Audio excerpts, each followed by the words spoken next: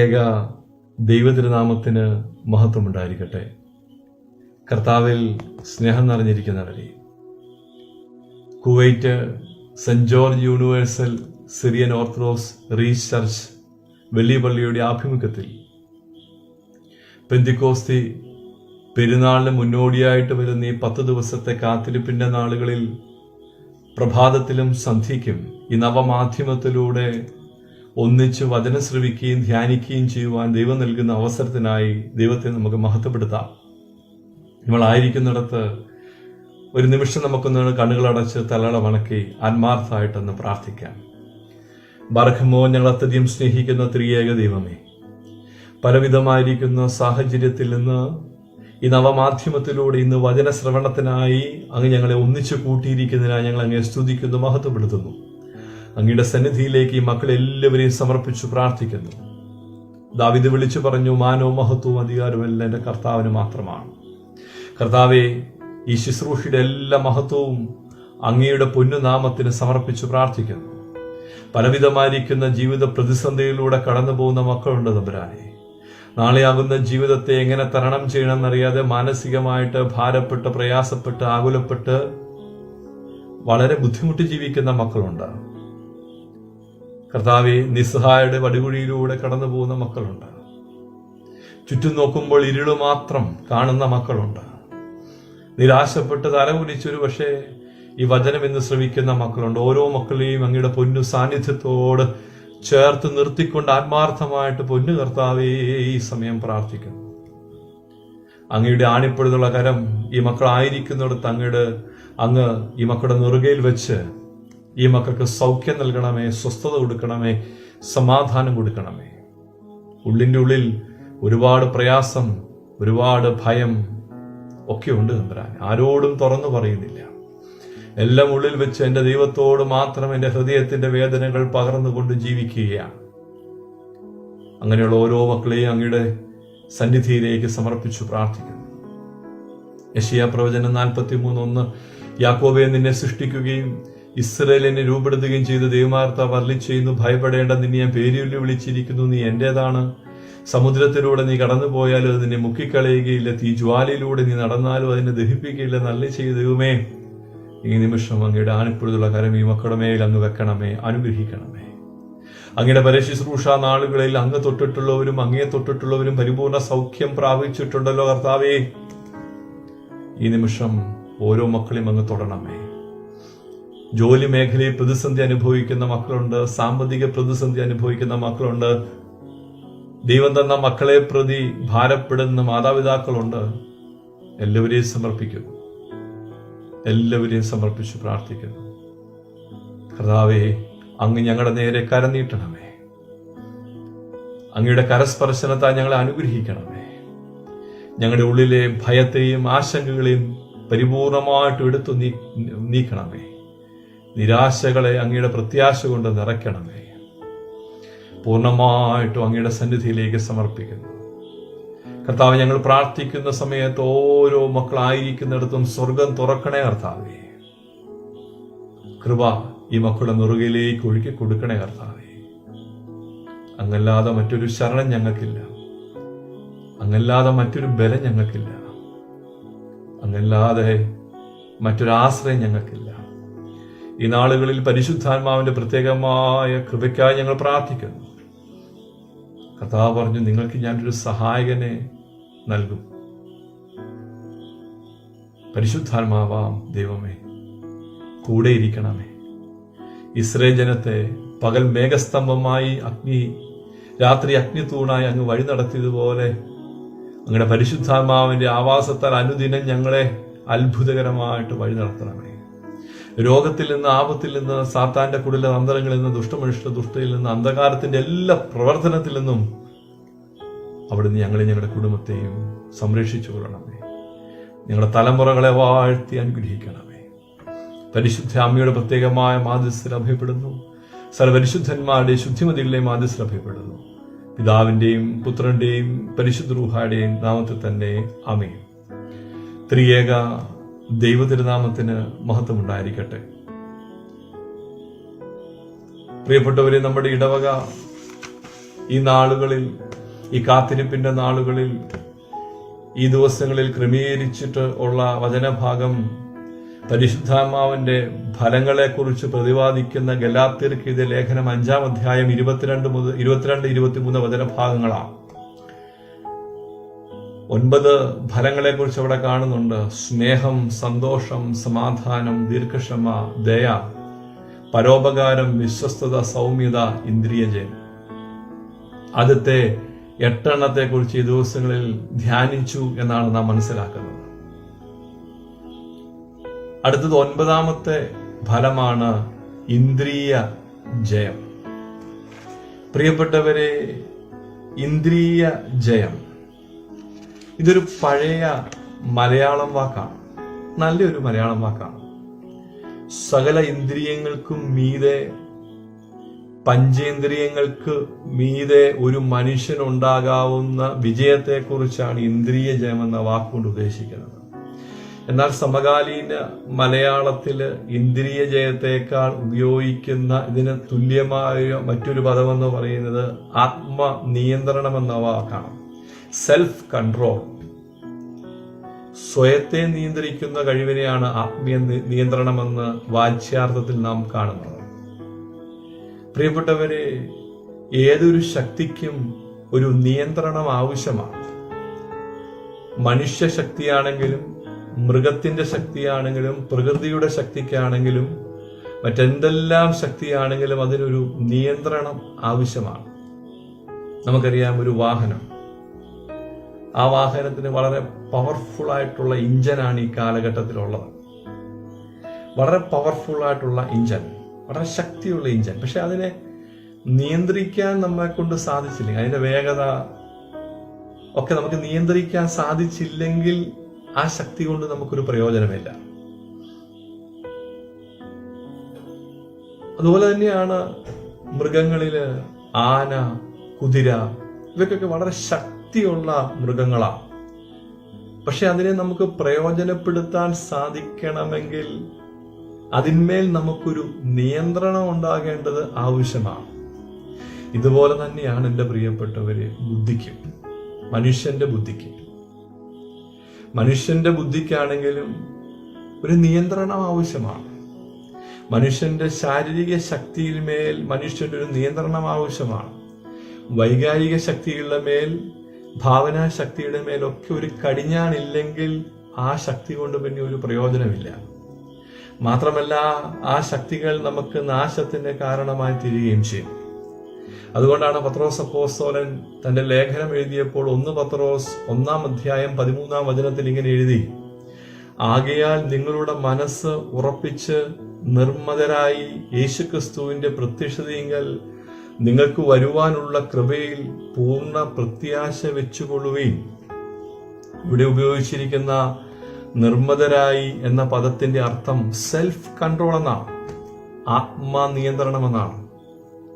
അപ്പോൾ അതായത് ഇവിടെ പത്രോസ് അപ്പോസ്തലൻ ഉദ്ദേശിക്കുന്നത്, നമുക്കൊരു വിശുദ്ധ ജീവിതം നയിക്കാൻ സാധിക്കണമെങ്കിൽ നമ്മുടെ ആത്മാവിന് മീതെ, ശരീരത്തിന്റെ മീതെ, മനസ്സിന് മീതെ ഒരു കൺട്രോൾ നമുക്ക് ഉണ്ടായേ മതിയാവുകയുള്ളൂ. ആത്മനിയന്ത്രണമില്ലാത്ത മനുഷ്യന് പലപ്പോഴും കാര്യങ്ങൾ, പ്രത്യേകിച്ച് അവന്റെ മനസ്സിനെ, അവന്റെ ശരീരത്തെയൊക്കെ നിയന്ത്രിക്കാൻ സാധിക്കാതെ വന്ന് ഇത് മുമ്പോട്ട് ഒരു ശീലമായി മാറിക്കഴിയുമ്പോൾ, ഒരു സെൽഫ് കൺട്രോൾ ഇല്ലാത്ത, അല്ലെങ്കിൽ നമ്മൾ ആദ്യം വായിച്ച് പറഞ്ഞതുപോലെ ഈ പഞ്ചേന്ദ്രിയങ്ങളെ നിയന്ത്രിക്കാൻ സാധിക്കാത്ത മനുഷ്യൻ കടിഞ്ഞാണില്ലാത്ത കുതിരയെ പോലെ ഓടിക്കഴിഞ്ഞാൽ അവൻ എത്തിച്ചേരുന്ന ദാരുണമായ ഒരവസ്ഥ എന്ന് പറയുന്നത് ഡിപ്രഷൻ, ആൻസൈറ്റി, നിരാശ എന്നീ മേഖലകളാണ്. നാം ഇനി ധ്യാനിക്കുന്നത് എങ്ങനെ ഈ ഇന്ദ്രിയ ജയത്തെ, പരിശുദ്ധാത്മാവിന്റെ ഫലമായ ഈ ഇന്ദ്രിയ ജയത്തെ അല്ലെങ്കിൽ ഈ ആത്മനിയന്ത്രണത്തെ എങ്ങനെ നമ്മുടെ ജീവിതത്തിൽ നേടിയെടുക്കാൻ നമ്മളെ കൊണ്ട് സാധിക്കും. പ്രധാനമായും 5 കാര്യങ്ങളാണ് അതിനായി നമ്മൾ വളരെ വേഗത്തിൽ കണ്ടുപോവുക. ഒന്നാമതായി ഉപവാസം. ഇന്ദ്രിയ ജയത്തിന്, ആത്മനിയന്ത്രണത്തിന് പിതാക്കന്മാർ ദൈവവചനം നമുക്കായിട്ട് തരുന്ന ആദ്യത്തെ ഒരു മരുന്നെന്ന് പറയുന്നത് ഉപവാസമാണ്. പ്രിയപ്പെട്ടവരെ, ഉപവാസത്തിലൂടെ ഒരു ശുദ്ധീകരണ പ്രക്രിയയാണ് നമ്മുടെ ആത്മാവിലും ശരീരത്തിലും ഉണ്ടാകുന്നതെന്ന് നമുക്കറിയാം. ആരോഗ്യമുള്ള ഒരു മനുഷ്യന്റെ ചിന്താശക്തിയെ പോലും നിർമ്മലമാക്കാൻ, അവനെ പൂർണ്ണമായിട്ട് ഒന്ന് നിർമ്മലമാക്കാൻ ഉപവാസത്തിന് സാധിക്കുമെന്നാണ് ഭാരതീയ പാരമ്പര്യവും പറയുന്നത്. പിതാക്കന്മാർ പറയുന്നു, പ്രാർത്ഥന തിന്മയോടുള്ള പരിചയമാണെങ്കിൽ നോമ്പും ഉപവാസവും പാതാള ഗോപുരങ്ങളോടുള്ള കടന്ന് ആക്രമണമാണെന്നാണ് പറയുക. ഉപവാസം നമ്മൾ നടത്തുമ്പോൾ ചെറിയ ക്ഷീണമൊക്കെ ചിലപ്പോൾ ഒരുപക്ഷെ നമുക്ക് തോന്നാറുണ്ട്, സത്യമാണ്. എന്നാൽ ഇതിനും പിതാക്കന്മാർ പറയുന്നത് അത് ക്ഷീണമല്ല, വാട്ടമാണ്. അത് ക്ഷീണമല്ല, അതൊരു വാട്ടമാണ്. എന്താ ഈ ക്ഷീണവും വാട്ടവും തമ്മിലുള്ള വ്യത്യാസം? ഇന്നത്തെ കുട്ടികൾക്ക് അറിയത്തില്ല, പക്ഷെ അല്പം മുതിർന്നവർക്കൊക്കെ അറിയാം. പഴയ കാലത്ത് നമ്മുടെയൊക്കെ വീടുകളിൽ പൊതിച്ചോറാണ്, ടിഫിൻ ബോക്സ് അല്ല, പൊതിച്ചോറാണ് കെട്ടി തന്നു വിടുന്നത്. അതിനായിട്ട് അമ്മമാര് വീടിന്റെ തൊടിയിലേക്ക് ഇറങ്ങി ഒരു വാഴയില വെട്ടിയെടുക്കും. ഈ വാഴയില നന്നായിട്ട് കഴുകി തൂത്ത് തുടച്ച് വൃത്തിയാക്കിയതിന് ശേഷം അത് തീയുടെ മുകളിൽ കൊണ്ട് ഒന്ന് വെച്ചൊന്ന് വാട്ടാറുണ്ട്. പ്രിയപ്പെട്ടവരെ, ഇതുപോലുള്ളൊരു വാട്ടമാണ് ഉപവാസത്തിലൂടെ ഓരോ മനുഷ്യന് സംഭവിക്കുന്നത്.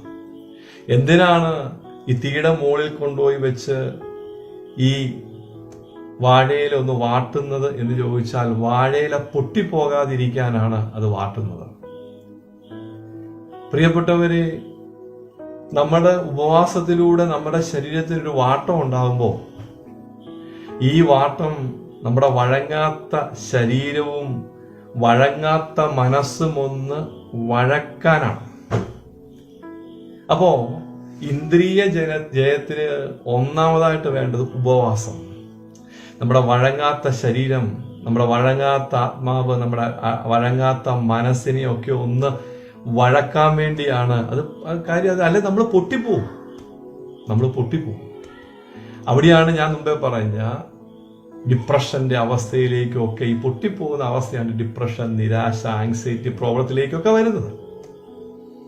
എന്റെ പ്രിയപ്പെട്ടവർ, അതുകൊണ്ട് കാരുണ്യകൻ എന്ന് പറയുന്ന മാസിക, കാത്തലിക് CMA അച്ഛന്മാരിറക്കുന്ന മാസിക പറയുന്നുണ്ട്, അവരുടെ സർവേ ഫലം ഒരു വർഷം മുമ്പ് വന്നു.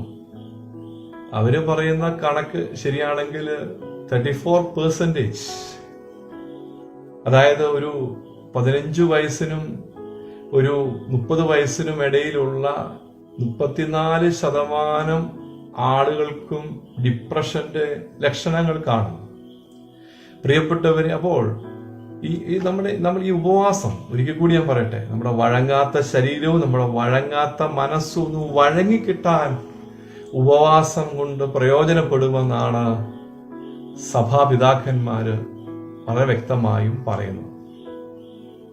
രണ്ടാമത്, പ്രാർത്ഥന. ഇന്ദ്രിയ ജയത്തിന്, ആത്മനിയന്ത്രണത്തിന് രണ്ടാമത് വേണ്ട അനിവാര്യമായ മരുന്ന് എന്ന് പറയുന്നത് പ്രാർത്ഥനയാണ്.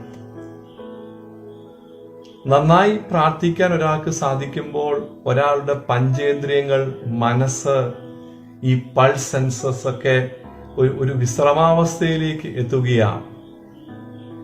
ദൈവത്തിൽ മാത്രം ഫോക്കസ് ചെയ്ത് വ്യക്തിപരമായിട്ട് കർത്താവിനെ സ്നേഹിച്ച് പ്രാർത്ഥിച്ചു കഴിയുമ്പോൾ ഈ പഞ്ചേന്ദ്രിയങ്ങളുടെ മേൽ നമുക്കൊരു നിയന്ത്രണം ലഭ്യമാവുകയാണ്. പ്രിയപ്പെട്ടവരെ, അതിനൊരു പവർ നമുക്ക് കിട്ടുകയാണ്. ഫുൾട്ടൻ ജെഷീൻ എന്ന് പറയുന്ന ലോകപ്രസിദ്ധനായ ഒരു വാഗ്മി, അദ്ദേഹം കത്തോലിക്ക സഭയിൽ ഒരു വിശുദ്ധനാണ്, കത്തോലിക്ക സഭയിൽ ഒരു ബിഷപ്പാണ്, ബിഷപ്പ് ഫുൾട്ടൻ ജെഷീൻ. അദ്ദേഹം പറയുന്നുണ്ട്, എന്റെ ഒരു ദിവസത്തെ ഒരു ദിവസമാക്കി മാറ്റുന്നത് എന്റെ കർത്താവിന്റെ മുമ്പിൽ മുട്ടുകുത്തുന്ന 1 മണിക്കൂറാണ്. എന്റെ കർത്താവിന്റെ മുമ്പിൽ ഞാൻ മുഴങ്കാലും മടക്കി പ്രാർത്ഥിക്കുന്ന നിമിഷങ്ങളാണ് എന്റെ ഒരു ദിവസത്തെ, ആ ദിവസത്തെ അർത്ഥപൂർണമാക്കി മാറ്റുന്നതെന്ന് പ്രിയപ്പെട്ടവരെ ഇതാ ഫുൾട്ടൻ ജെഷീൻ വളരെ വ്യക്തമായിട്ടും പറയുന്നു. അതുകൊണ്ടാണ് നമ്മുടെ പഴയകാല പിതാക്കന്മാരുടെയൊക്കെ പ്രസംഗങ്ങളിൽ നിന്ന് കേട്ടിട്ടുണ്ട്, നന്നായി പ്രാർത്ഥിക്കുന്നവനെ നന്നായി ജീവിക്കാൻ ഒക്കുകയുള്ളൂ. നന്നായി ജീവിക്കുന്നവനെ നന്നായി പ്രാർത്ഥിക്കാനും സാധിക്കുകയുള്ളൂ. പ്രാർത്ഥന ദൈവത്തോട് നടന്നെടുക്കുമ്പോൾ ഉപവാസവും നോമ്പും ദൈവത്തോട് പറന്നെടുക്കുകയാണെന്നും സഭാപിതാക്കന്മാര് പറഞ്ഞു പഠിപ്പിക്കുന്നു. അപ്പൊ പ്രിയപ്പെട്ടവരെ, ആദ്യത്തെ രണ്ട്, അതായത് പഞ്ചേന്ദ്രിയങ്ങളെ അടക്കുവാൻ, ആത്മനിയന്ത്രണത്തിനായിട്ട് ആദ്യത്തെ രണ്ട് മരുന്ന് ഉപവാസവും പ്രാർത്ഥനയുമാണ്. ഉപവാസവും പ്രാർത്ഥനയും ഇല്ലെങ്കിൽ നമ്മുടെ മനസ്സിനും ശരീരത്തിനും അതിൻ്റെതായ അസ്വസ്ഥതകൾ ഉണ്ടാകുമെന്നുള്ള കാര്യത്തിൽ യാതൊരു സംശയവുമില്ല. ജീവിത വിജയത്തിന് ഇത് രണ്ടും നമ്മുടെ ശരീരത്തിന്റെ ആരോഗ്യത്തിന്, മനസ്സിന്റെ ആരോഗ്യത്തിനൊക്കെ ഇത് രണ്ടും അത്യന്താപേക്ഷിതമാണെന്ന് സഭ പറയുന്നു, വചനം പറയുന്നു, സയൻസും പറയുന്നു. അതുകൊണ്ട് പ്രിയപ്പെട്ടവരെ, ഇന്ദ്രിയങ്ങളെ അടക്കുവാൻ, ആത്മനിയന്ത്രണത്തിന് ആദ്യത്തെ രണ്ട് മരുന്ന് നമ്മൾ കണ്ടു, പ്രാർത്ഥനയും ഉപവാസവും. നമ്മുടെ പുണ്യപ്പെട്ട പിതാക്കന്മാര്, പരിശുദ്ധനായ പരുമലമോ ഗ്രിഗോറിയോസ് തിരുമേനി, പരിശുദ്ധനായ ഇഗ്നാത്യോസ് ഏലിയാസ് ത്രിയംബാവ തിരുമേനി, ഇവരുടെ ഒക്കെ ജീവിതത്തില്, പരിശുദ്ധനായ പൗലോസ് മോ കുറിലോസ് തിരുമേനി, ഇവരുടെ ഒക്കെ ജീവിതത്തിലെ ജീവചരിത്രം വായിച്ചു കഴിയുമ്പോൾ, ആലുവരെ വലിയ തിരുമേനി, ഇവരൊക്കെ ജീവചരിത്രം നമ്മൾ വായിച്ചു കഴിയുമ്പോൾ ഇവരൊക്കെ നേടിയെടുത്ത വിശുദ്ധി പ്രാർത്ഥനയിലും ഉപവാസം കൊണ്ടുമാണ്. മറ്റ് പൊടിക്കൈകളൊന്നുമില്ല. പ്രാർത്ഥന കൊണ്ട്, ഉപവാസം കൊണ്ടുമാണ് ഇവര് ജീവിത വിശുദ്ധി നേടിയെടുത്തത്. നമ്മുടെ ജീവിതത്തിലും പ്രിയപ്പെട്ടവരെ, ഈ പ്രാർത്ഥനയും ഉപവാസവും ഒരു ശീലമാക്കി മാറ്റുമ്പോൾ അതിൻ്റെതൊരു ചൈതന്യം നമ്മുടെ ജീവിതത്തിലേക്ക് വരുമെന്നുള്ള കാര്യത്തിന് യാതൊരു സംശയവുമില്ല. ഇതിപ്പോ നമ്മുടെ കോപം നിയന്ത്രിക്കാൻ സാധിക്കുന്നില്ല, നമുക്കൊന്നും ശാരീരികവും മാനസികവുമായ നമ്മുടെ വികാരങ്ങളെ നിയന്ത്രിക്കാൻ സാധിക്കുന്നില്ല, ഇന്ദ്രിയങ്ങളെ അടക്കാൻ സാധിക്കുന്നില്ല. ഇതിനൊക്കെ നമ്മുടേതായ ചില കാരണങ്ങൾ നമ്മൾ നിരത്തുന്നുണ്ട് പ്രിയപ്പെട്ടവരെ. അതുകൊണ്ട് ആദ്യത്തെ രണ്ട് കാര്യം ഉപവാസവും പ്രാർത്ഥനയുമാണ്. ഈ പുണ്യപ്പെട്ട പിതാക്കന്മാർ കാണിച്ചു തന്നതുപോലെ ജീവിതത്തില് എല്ലാ അവസ്ഥയിലും നമ്മുടെ ഭാരങ്ങളും പ്രയാസങ്ങളെല്ലാം ദൈവസന്നിധിയിൽ, വേറെ ആരോട് പറയാനാണ്?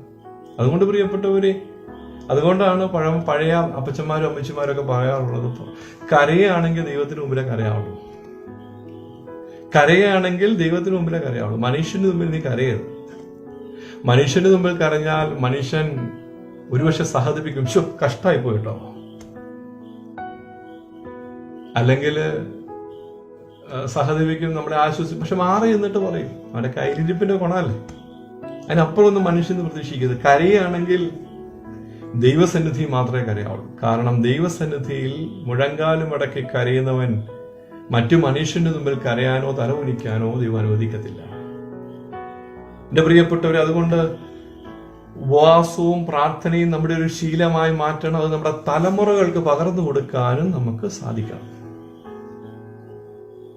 അത് തലമുറകൾക്ക് പകർന്നു കൊടുക്കുക. ഈ രണ്ട് ശീലം തലമുറകൾക്ക് നിർബന്ധമായിട്ട് നമ്മൾ പകർന്നു കൊടുക്കേണ്ട ശീലമാണ്. ഇത് നമ്മുടെ തലമുറകൾക്ക് പറഞ്ഞു കൊടുത്ത് ഒക്കുകയില്ല, നാം കാണിച്ചു കൊടുക്കണം. അതായത് ഈ ലോകത്തിലെ നമ്മുടെ തലമുറകൾക്ക് നമുക്ക് നൽകാവുന്ന ഏറ്റവും മനോഹരമായ രണ്ട് സമ്മാനങ്ങളാണ് പ്രാർത്ഥനയും ഉപവാസവും. നമ്മുടെ ജീവിതം കണ്ടിട്ട് നമ്മുടെ പ്രാർത്ഥന കണ്ടിട്ട് നമ്മുടെ മക്കൾക്ക് പ്രാർത്ഥിക്കാൻ തോന്നണം. നമ്മുടെ ഉപവാസം കണ്ടിട്ട് നമ്മുടെ മക്കൾക്ക് പ്രതിസന്ധികളുടെ മധ്യേ പ്രശ്നങ്ങൾ വരുമ്പോൾ ഉപവസിച്ച് പ്രാർത്ഥിക്കാൻ അവർക്ക് തോന്നണം. എന്റെ അപ്പന്റെ ദൈവമില്ലാതെ, എന്റെ അമ്മയുടെ ദൈവമില്ലാതെ എനിക്കും ജീവിക്കാൻ ഒക്കത്തില്ലെന്ന് നമ്മുടെ മക്കൾക്ക് മനസ്സിലായാൽ നമ്മൾ രക്ഷപ്പെട്ടു, നമ്മുടെ മക്കൾ രക്ഷപ്പെട്ടു, നമ്മുടെ കുടുംബം രക്ഷപ്പെട്ടു. ബാക്കിയുള്ള അറിവുകളൊക്കെ പിന്നീടാണ്. പ്രാഥമികമായിട്ട് നമ്മുടെ മക്കൾക്ക് വേണ്ട അറിവ് അതാണ്. എന്റെ അപ്പന്റെ ദൈവമില്ലാതെ നമ്മുടെ മക്കൾക്ക് നമ്മൾ കൊടുക്കേണ്ടതാണ്. എന്റെ അപ്പന്റെ ദൈവമില്ലാതെ, എന്റെ അമ്മയുടെ ദൈവമില്ലാതെ എനിക്ക് ജീവിക്കാൻ ഒക്കത്തില്ലെന്ന് ഉള്ളൊരു ബോധ്യം നമ്മുടെ മക്കളുടെ ഹൃദയത്തിൽ കൊടുക്കാൻ നമ്മൾ സാധിച്ചാൽ, സഹോദര സഹോദരി, നീ വിജയിച്ച അപ്പനാണ്, വിജയിച്ച അമ്മയാണ്. അതുകൊണ്ട് ഉപവാസവും പ്രാർത്ഥനയും നമുക്ക് മടക്കി കൊണ്ടുവരണം നമ്മുടെ ജീവിത ശൈലിയിലേക്ക്. അത് ഇന്ദ്രിയ ജയത്തിന്, ആത്മനിയന്ത്രണത്തിന് പ്രയോജനപ്പെടുമെന്നുള്ള കാര്യത്തിൽ യാതൊരു സംശയവുമില്ല. മൂന്നാമത് മൗനമാണ് വേണ്ടത്. മൗനം. ഇന്ന് നമ്മൾ മൗനമായിട്ടിരിക്കാൻ നമ്മളെ കൊണ്ട് സാധിക്കുന്നില്ല. ഇന്ദ്രിയ ജയത്തിന്, ആത്മനിയന്ത്രണത്തിന് മൂന്നാമത് വേണ്ടത് മൗനമാണ്. മൗനമായിരിക്കുമ്പോൾ നമ്മുടെ മനസ്സ് ആൽഫ സ്റ്റേജിലേക്ക് ഉയരുകയാണെന്നാണ് സയൻസ് പറയുന്നത്. നമ്മുടെ ബോധമനസ്സും ഉപബോധ മനസ്സും തമ്മിൽ ഒരു കമ്മ്യൂണിക്കേഷൻ സാധ്യമാകുന്നത് നമ്മൾ മൗനത്തിലായിരിക്കുമ്പോഴാണ്. ഇത് കുറച്ചും കൂടെ തെളിഞ്ഞ ചിന്താഗതിക്ക് നമ്മളെ പ്രയോജനപ്പെടുത്തും. അതായത് എൻ്റെ പ്രിയപ്പെട്ട, ഒരു 24 മണിക്കൂറിൽ 1 മണിക്കൂർ നമ്മൾ നിശബ്ദതയിൽ ദൈവത്തോടു കൂടി ആയിരുന്നാൽ നിശ്ചയമായിട്ടും അടുത്ത 23 മണിക്കൂർ നമ്മുടെ നിയന്ത്രണത്തിലാക്കാൻ നമ്മെ കൊണ്ട് സാധിക്കും. ഒരിക്കൽ കൂടി പറയാം, ഒരു ദിവസം 24 മണിക്കൂറുണ്ടെങ്കിൽ 24 മണിക്കൂറിൽ 1 മണിക്കൂറെങ്കിലും ദൈവസന്നിധിയിൽ നിശബ്ദമായിട്ട് സമയം ചെലവഴിക്കാൻ നമ്മളെ കൊണ്ട് സാധിച്ചാൽ ആ 1 മണിക്കൂർ അടുത്ത 23 മണിക്കൂർ നമ്മുടെ നിയന്ത്രണത്തിൽ ദൈവത്തോട് ചേർന്ന് ജീവിക്കാൻ നമ്മളെ പ്രാപ്തരാക്കും. എന്ന് പറഞ്ഞാൽ ഈ മൗനത്തിന്റെ സമയം, ഓരോ ദിവസവും അല്പസമയം മൗനമായ ദൈവസന്നിധിയിൽ ഇരിക്കുക എന്ന് പറഞ്ഞാൽ അത് നമ്മളിലേക്ക് തന്നെ ഒന്ന് ഉൾവലിയുകയാണ്. ഒരു തോട് ചാടി അക്കരയ്ക്ക് പോകാൻ ആഗ്രഹിക്കുന്ന ഒരു കുട്ടി, അവൻ ആ തോട് ചാടാനുള്ള ഒരു പവർ കിട്ടാൻ വേണ്ടി, ആ ശക്തി കിട്ടാൻ വേണ്ടി സാവകാശം അല്പം പുറകിലേക്ക് ചുവട് വെക്കുന്നത് പോലെ ഉള്ളൊരു ചുവട് വെക്കും. പുറകിലേക്ക് നമ്മളിലേക്ക് തന്നെ ഉൾവലിഞ്ഞ് അന്നത്തെ ദിവസം കൂടുതൽ ഊർജ്ജസ്വലമായിട്ട് മുമ്പോട്ട് പോകാനുള്ള ശക്തി നമ്മൾക്ക് ലഭിക്കുന്നത് മൗനമായ ദൈവസന്നിധിയിൽ ഇരിക്കുമ്പോഴാണ്. നമ്മുടെ കർത്താവ് പ്രിയപ്പെട്ടവരെ ആൾത്തിരക്കിൽ നിന്നും ആൾക്കൂട്ടത്തിൽ നിന്നും ശിഷ്യഗണത്തെ പോലും മാറ്റി നിർത്തിക്കൊണ്ട് മലയുടെ മുകളിലേക്ക് നിശബ്ദമായി പ്രാർത്ഥിക്കാൻ കടന്നു പോകുന്നത് വചനത്തിലൂടെ നാം കാണുന്നുണ്ട്. ഇന്നെന്തോ നിശബ്ദത നമ്മുടെ ഇടയിലില്ല. നിശബ്ദമായി പ്രാർത്ഥിക്കാൻ നമ്മളെ കൊണ്ട് സാധിക്കുന്നില്ല. അപ്പോ നമുക്കറിയാം, വചനത്തിൽ കാണുന്നു 40 ദിവസത്തെ മൗനത്തിന് ശേഷം കർത്താവ് പരിശുശ്രൂഷയിലേക്ക് ഇറങ്ങുകയാണ്. 40 ദിവസത്തെ ആ മൗനത്തിന് ശേഷമാണ്, മരുഭൂമിയിൽ പോയി മൗനമായി പ്രാർത്ഥിച്ചതിന് ശേഷമാണ്. അപ്പോ സമയത്തിന്റെ പരിമിതി കൊണ്ട് വളരെ വേഗത്തിൽ പറഞ്ഞു പോവുകയാണ്. പ്രിയപ്പെട്ടവരെ, മൂന്നാമത് വേണ്ടത് മൗനമാണ്. നാലാമത്തെ കാര്യമെന്ന് പറയുന്നത് പോസിറ്റീവ് തിങ്കിങ്. ഇന്ദ്രിയ ജയത്തിന്, ആത്മനിയന്ത്രണത്തിന് നാലാമത് വേണ്ടത് പോസിറ്റീവ് തിങ്കിങ് ആണ്. നമ്മുടെ മുമ്പിലുള്ളത് എന്താണോ, അതൊരു വ്യക്തിയായിക്കൊള്ളട്ടെ, വസ്തുവായിക്കൊള്ളട്ടെ, സംഭവമായിക്കൊള്ളട്ടെ, എല്ലാത്തിനെയും പോസിറ്റീവായിട്ട് കാണാൻ നമ്മളെ കൊണ്ട് സാധിക്കുക. നെഗറ്റീവ് ചിന്തകൾ നമുക്ക് ചുറ്റും നെഗറ്റീവ് സാഹചര്യങ്ങളാണ് ഒരുക്കുന്നത്. പോസിറ്റീവ് ചിന്തകളാണ് നമുക്ക് ചുറ്റും പോസിറ്റീവ് സാഹചര്യങ്ങൾ ഒരുക്കുന്നത്. എൻ്റെ ജീവിതത്തിൽ എന്നെ ഒരുപാട് ചിന്തിപ്പിച്ച ഒരു കാര്യമുണ്ട്. ഞങ്ങളുടെ സെമിനാരിയിലെ മൽപ്പാനച്ഛനായിരുന്നു എൻ്റെ ഗുരുനാഥനായിരുന്ന വന്യ ചെറിയാൻകോട്ടലച്ഛൻ. അച്ഛന്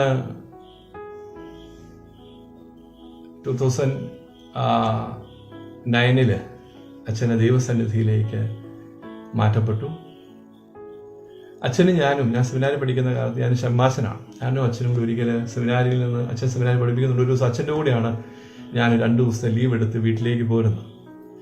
അച്ഛൻ്റെ കൂടെ വെട്ടിക്കൽ മുളന്തുരുത്തി നിന്ന് ട്രെയിൻ കയറി കോട്ടയത്ത് വന്ന് ഇറങ്ങി റെയിൽവേ സ്റ്റേഷനിൽ നിന്ന് ഞങ്ങൾ സ്റ്റേഷന് മുകളിലേക്ക് എൻട്രൻസിന്റെ അങ്ങോട്ട്, എക്സിറ്റിന്റെ അങ്ങോട്ട് പോകുന്ന സമയത്ത് അച്ഛന് പരിചിതനായിരിക്കുന്നൊരു വ്യക്തി അച്ഛനെ കണ്ട് വലിയ സന്തോഷത്തോടെ വന്ന് കെട്ടിപ്പിടിച്ചു.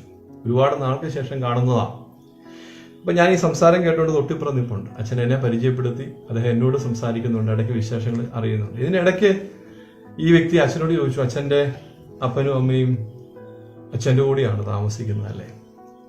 പെട്ടെന്ന് അച്ഛൻ പറഞ്ഞൊരു മറുപടി ഉണ്ട്, അല്ല കേട്ടോ, ഞാൻ ഇപ്പോഴും എൻ്റെ അപ്പൻ്റെ അമ്മയുടെ കൂടെയാണ് താമസിക്കുന്നത്. പോസിറ്റീവായിട്ടുള്ള ചിന്തകൾ എന്നെ ഒരുപാട് ചിന്തിപ്പിച്ചു. ഈ അച്ഛൻ്റെ ഈ ഒരു സംസാരം, പോസിറ്റീവായിട്ടുള്ള ചിന്തകൾ നമുക്ക് ചുറ്റും പോസിറ്റീവായിട്ടുള്ള സാഹചര്യങ്ങളാണ് പ്രിയപ്പെട്ടവരെ ഒരുക്കുന്നത്. അപ്പോ നാലാമത് കണ്ടതാണ് പോസിറ്റീവ് തിങ്കിങ്. നമ്മുടെ ആത്മീയ മേഖലയിൽ ഭൗതിക മേഖലയിൽ നമുക്കൊരു ഇന്ദ്രിയ ജയത്തെ, ഒരു ആത്മീയ നിയന്ത്രണത്തെ സാധ്യമാകണമെങ്കിൽ ഒരു പോസിറ്റീവ്, എല്ലാത്തിനെയും പോസിറ്റീവായിട്ട്, ചിലരുണ്ട് നെഗറ്റീവ്, എല്ലാം നെഗറ്റീവായിട്ട് കരുതിയാൽ അത് നമ്മുടെ മനസ്സ് മറ്റുള്ളവർക്കൊന്നും നഷ്ടപ്പെടും. നമ്മുടെ ഉള്ളിൽ നമ്മുടെ മനസ്സ് സംഘർഷഭരിതമാകും എന്നുള്ളതല്ലാതെ മറ്റൊരു പ്രയോജനവുമില്ല. ശൗല് എല്ലാം നെഗറ്റീവായിട്ട് കരുതാൻ തുടങ്ങിയപ്പോൾ ശൗല് തന്നെ അസ്വസ്ഥനാവുകയാണ്. ദാവീദിനെ പ്രതി, മറ്റാളുകളെ പ്രതി, പലതിനെയും പ്രതി ശൗല്, ശമൂവേലിനെ പ്രതി ഒക്കെ ശൗല് നെഗറ്റീവ് ചിന്താഗതിയിലേക്ക് വന്നപ്പോൾ ശൗല് തന്നെ അസ്വസ്ഥനായി. അവന് തന്നെ വളരെയധികം ഒരു ഭൂതം ബാധിച്ച രീതിയിൽ അവൻ ഉടറി നടന്നു എന്നാണ് പറയുന്നത്. മാനസികമായ നിലതെറ്റിയ അവസ്ഥയിൽ ശൗല് മാറി. അപ്പോൾ പോസിറ്റീവ് തിങ്കിങ് നമ്മളെ കൊണ്ട് സാധിക്കണം. 5ാമത്തെ കാര്യം ധ്യാനമാണ്.